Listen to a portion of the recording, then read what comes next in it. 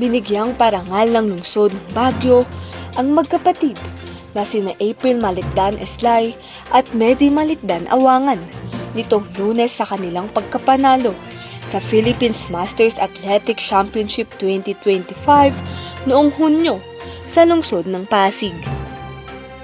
Ang Philippines Masters Athletic Championship ay nagbibigay ng oportunidad sa mga atleta na may edad 25 hanggang 80 taong gulang. Kabilang din dito ang mga dating coach at athletes para muling maipamalas ang kanilang husay, talento at dedikasyon sa larangan ng sports.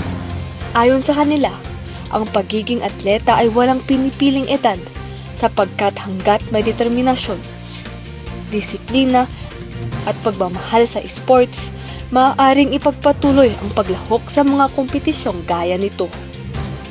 Hindi tumitigil yung paglalaro when we are as young, sa pagiging teenager, sa bata, pwede pa rin maglaro kahit na at this age.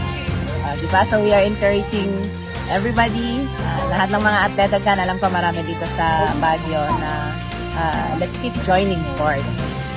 Ang magkapatid ay nag-uwi ng medalya na nagbibigay pugay sa lungsod, hindi lamang sa larangan ng sports, kundi pati na rin sa kanilang walang sawang dedikasyon at determinasyon.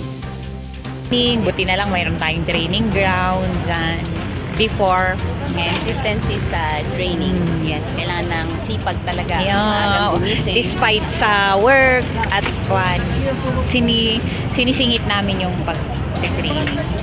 Si April ay nagwagi ng first place at nakakamit ng gold sa 1,500 meter na running competition. Ang kanyang kapatid naman na si Medi ay nanalo ng third place at nakakamit ng bronze sa 4x100 meters relay. Ang sports, it will not stop na nung pagka nag-graduate ka na, Wala will not na. stop there. Our well-being. Sabi ko nga, napakagandang therapy yun para sa Physical health and mental health. pagbalik mo sa work is very energetic ka ulit.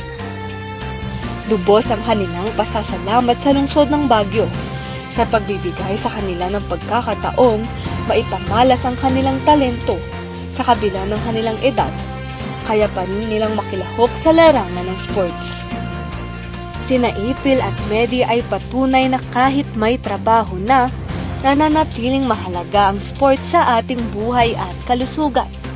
Sa mga taga-Bagyong interesadong makilahok, huwag mag-alinlangan na sumali sa mga kompetisyong pampalakasan sapagkat ang sports ay bukas para sa lahat, anuman ang edad at kasarian.